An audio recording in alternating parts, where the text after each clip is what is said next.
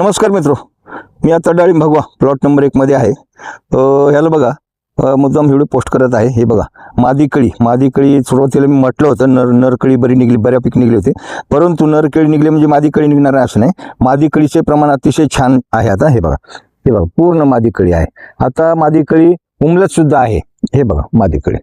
त्यासाठी ह्याच्यासाठी व्हिडिओ करत आहे आज. जे शेतकरी बांधव ह्या प्लॉट सोबत आहेत, हे बघा मादी कळी स्ट्रॉंग कळी आहेत आता. हे बघा, परंतु ह्याला परागीकरणाची सक्त जरूरत आहे. त्यासाठी माझं एक आता आज कीटकनाशक बुरशीनाशकाच्या फवारणीचं नियोजन चालू आहे. मी 2-3 व्हिडिओ पोस्ट करणार आहे काय घेतलं ते. परंतु मी आता आज दोन्हीला कीटकनाशक बुरशीनाशक 1 नंबर 2 नंबरला करणे चालू आहे. का तर उद्या संध्याकाळी मला आज सध्याच्याला परिस्थिती अशी आहे, एकही मधमाशी नाही.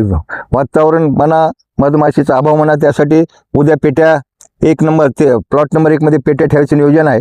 त्यासाठी मी आज दोन्ही प्लॉटला बुरशीनाशक कीटकनाशकाचा एक स्ट्रॉंग हात घेऊन टाकायचा आणि मग बायोलॉजिकल म्हणा किंवा मग संध्याकाळी स्प्रे घेणे हा एक दुसरा पर्याय आहे. त्या हिशोबाने जे शेतकरी बांधव ह्या प्लॉटसोबत आहेत त्यांनी सुद्धा त्यांच्या प्लॉटमध्ये सुद्धा आता फिमेल बऱ्यापैकी ओपन झालेला असेल. तर मधमाशी जर नसेल, आता ह्याला एक दुसरा एक प्रयोग चालू आहे. गूळ एक पातेलं घ्यायचं, रुंद पातेलं, जेवढं रुंद राहील तेवढी त्याची वाफ चांगली निघेल. गूळ घ्यायचा, पातेल्यामध्ये 2 किलो गूळ टाकायचा, अर्ध पातेलं घ्यायचं पाणी, गूळ टाकून त्याला बॉईल करायचं 4च्या पुढे 4 ते 6. त्याची वाफ निघली पाहिजे आणि त्या गुळामध्ये वेलदोडा पावडर 1 चमचाभर टाका. असा घमघमीत स्मेल येतो वाफेचा. मग जशी हवा असेल त्या पद्धतीने वाफ तशी फिरत राहील. तर हा एक प्रयोग करा. त्याच्यानंतर मधमाशा जर आल्याच नाही तर पेट्या ठेवायचे एक नियोजन करा. जर एक कमीत कमी 3 एकरमध्ये एखादी पेटी असावी म्हणजे परागीकरणासाठी सोपं जाईल. जेव्हा आपण एखाद्या वेळेस पेट्या वगैरे ठेवतो त्यावेळेस काय होतं, त्यांचे सांकेतिक भाषेमध्ये जे बोलणं होतं मधमाशांचं, त्या हिशोबानं गेल्या वर्षी असं झालं, मधमाशाच्या पेट्या ठेवल्या आणि त्याच्यानंतर मधमाशा आल्या.